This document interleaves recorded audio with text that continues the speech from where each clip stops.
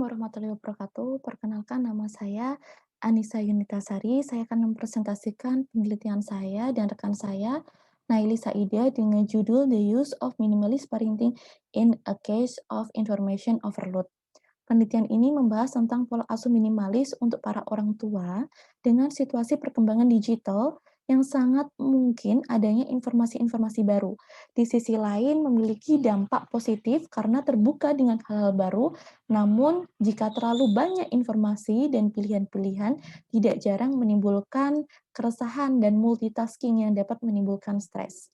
Perkembangan informasi tidak terlepas dengan perkembangan dunia digital, terutama media sosial yang memungkinkan untuk terhubung dengan dan berkomunikasi dengan banyak orang. Nah, ini adalah data pengguna akses internet dan media sosial di Indonesia.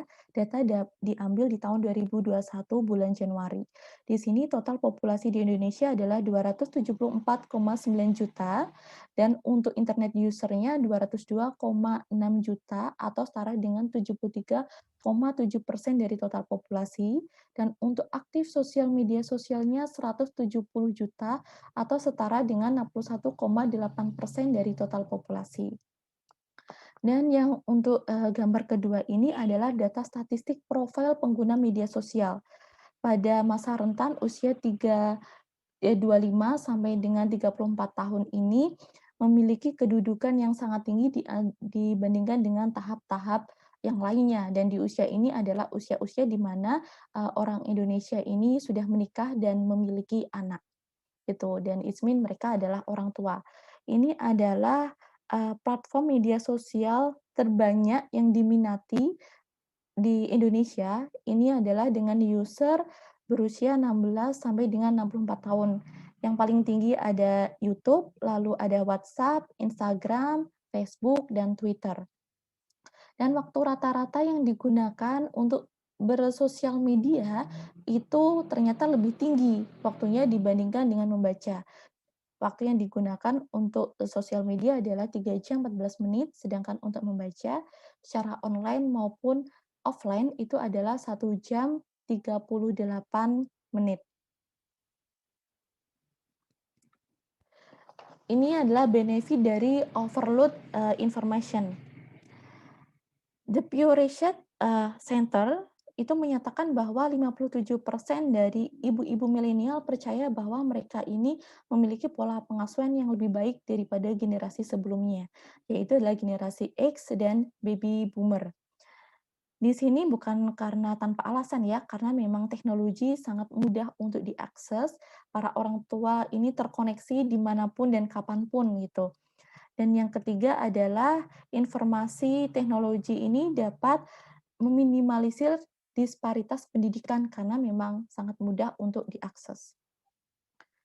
Pertumbuhan teknologi informasi dalam sehari ini ada 4 juta blog posts dan 30 juta podcast episode. Ini kita masih berbicara tentang blog dan podcast, belum juga dengan platform lainnya ya, seperti YouTube, Instagram, Facebook, dan lain sebagainya.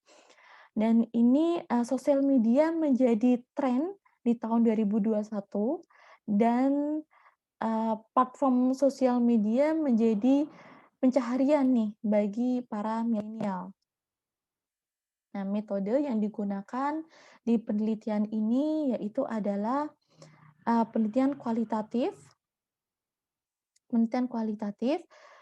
dengan tinjauan pustaka untuk menganalisis masalah tren atau topik dan dianalisis sesuai dengan perkembangan keilmuan yang relevan menggunakan literatur review ya ini penelitian yang digunakan. Dan langkah-langkah yang digunakan yang pertama adalah menentukan rumusan masalah, mencari literatur, mengevaluasi data, menganalisis, dan menafsirkan.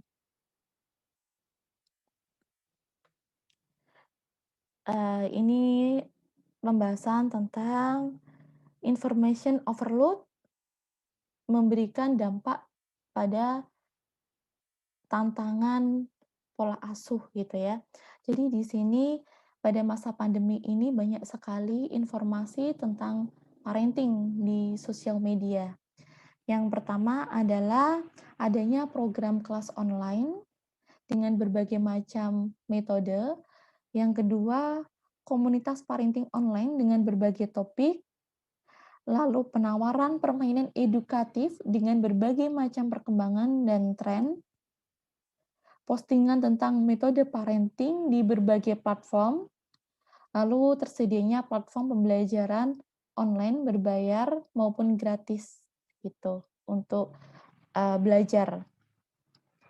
Dan informasi tentang parenting ini sangat masif berkembangnya karena memang demand-nya tinggi. Demand-nya adalah para orang tua karena merupakan aspek yang dibutuhkan orang tua ya ini dan kebutuhan dasar dan merupakan kebutuhan dasar bagi para orang tua dan manusia pada dasarnya termotivasi untuk memenuhi kebutuhan hidupnya.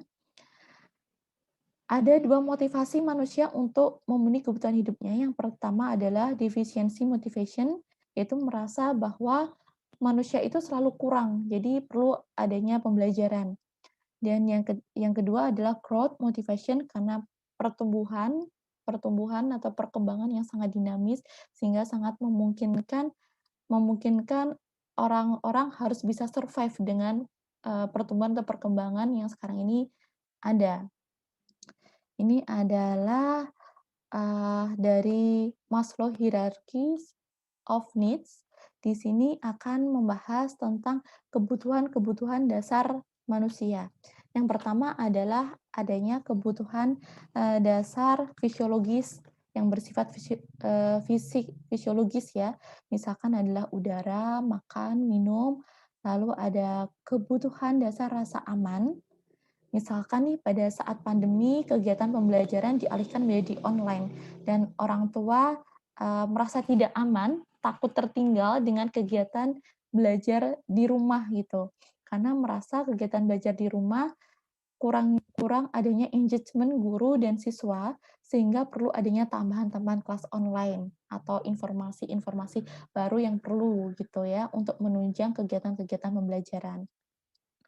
Terus kebutuhan merasa dicintai dan mencintai, karena bentuk kepedulian rasa mencintai dan memberikan yang terbaik untuk anak-anak. Lalu kebutuhan akan harga diri, misalnya mengikuti kegiatan parenting atau kegiatan-kegiatan edukasi lainnya bukan karena butuh, tetapi terkadang karena mengikuti tren agar lebih dihargai dan diterima di lingkungan sosial. Lalu yang di atas adalah kebutuhan akan aktualisasi diri, yaitu kebutuhan untuk membuktikan bahwa dirinya bisa melakukan yang terbaik. Nah, ini adalah dan dengan perkembangan teknologi informasi ini, kebutuhan-kebutuhan ini merasa terfasilitasi gitu. Namun namun terkadang ini jadinya sering membanding-bandingkan gitu, sering membanding-bandingkan dan menimbulkan kepanikan atau biasa disebut dengan social comparison. Dan social comparison ini ada dua. Yang pertama adalah upward social comparison, yaitu selalu membandingkan sesuatu yang dirasa lebih tinggi dan lebih tinggi dari kita. Dan yang kedua adalah downward social comparison, membandingkan sesuatu yang dirasa di bawah kita gitu. Dan ini sebenarnya ada beberapa manfaat dan kelebihan dari social comparison. Manfaatnya yang pertama yaitu adalah untuk mengevaluasi dengan harapan meningkatkan kualitas diri yang lebih baik. Dan dampak negatifnya adalah social comparison ini berkaitan dengan harga diri, sehingga mengambil keputusan terkadang bukan karena kebutuhan, tetapi karena mengikuti tren atau prestis gitu. Yang kedua, social comparison merasa adanya penyesalan karena merasa bahwa kenapa saya tidak lebih baik gitu daripada orang lain, selalu adanya perbandingan-perbandingan. Dan yang ketiga adalah merasa tidak puas. Dan yang keempat, social comparison membuat tidak aman karena merasa insecure, tidak dapat mengikuti tren sekarang yang lagi ada gitu. Yang kelima, impulsif untuk mengambil keputusan atau bermacam-macam kegiatan yang terkadang belum tentu sesuai dengan kebutuhan dan bermakna. Nah, ini tentang minimalis parenting. Yang pertama adalah tentang mental health, yaitu adalah ketenangan dan minim stres dalam membesarkan anak dan menjalankan aktivitas pola asuh sesuai dengan pola kehidupan. Dan yang kedua adalah memprioritaskan komunikasi untuk lebih mengenal karakter anak gitu. Dan yang ketiga, memiliki kegiatan berdasarkan perkembangan dan minat anak, tidak memadati jadwal, beragam les, atau kegiatan yang belum tentu dibutuhkan, atau justru lebih ke keinginan orang tua. Dan yang keempat, memberikan kesempatan kepada anak untuk mengembangkan potensi yang ada dalam diri anak. Peran orang tua sebagai fasilitator, bukan diktator. Dan yang kelima adalah batas kepemilikan barang. Jadi hanya membeli barang-barang yang memang dibutuhkan saja, gitu. Jadi tidak impulsif untuk membeli membeli barang. Dan yang keenam adalah fokus kepada prioritas. Memberikan mana yang benar-benar penting saja dan mengurangi multitasking. Dan sebenarnya adalah tidak ada pola asuh yang benar dan salah gitu ya, karena pola asuh yang diterapkan antara orang tua yang satu dengan orang tua yang lainnya itu sangat mungkin berbeda karena memang situasinya berbeda, karakter anaknya berbeda dan lingkungannya juga berbeda. Sekian presentasi dari saya. Wassalamualaikum warahmatullahi wabarakatuh.